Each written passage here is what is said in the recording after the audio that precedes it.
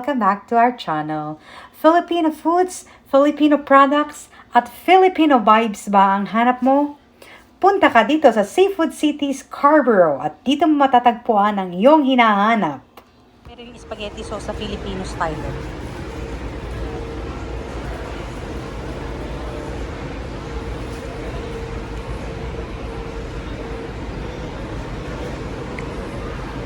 May mga paradak din ng fishes, fish. Mga tinapay din, tinapay. Loaf bread, may mga loaf bread, yan.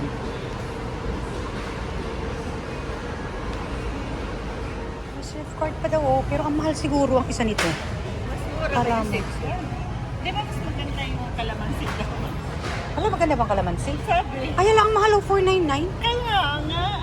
Asus, putulin ko na lang ng tatlong putol. Placenta din dito, parang nasa Pilipinas ka, magical placenta. Ayan, di ba? Palmolive, ay may malunggay, Malunggay omega. Pero tingnan nyo kung magkano ang kanyang price, $10.99. Wow, ang mahal-mahal. Palmolive, pero mahal talaga dito. Hindi ko kayang bumili dito. Iuwi ko na lang sa Pilipinas. Daming Filipino product dito. Pero napakamahal siya.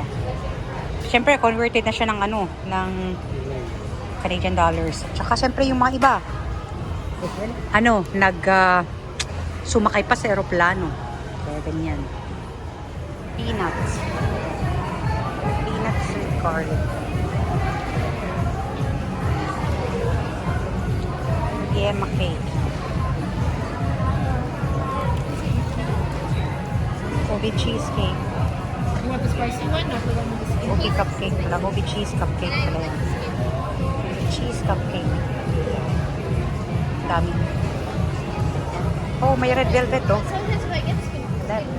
May mga coconut din dito, coconut. Ang coconut is $3.99 ang isa. Not bad.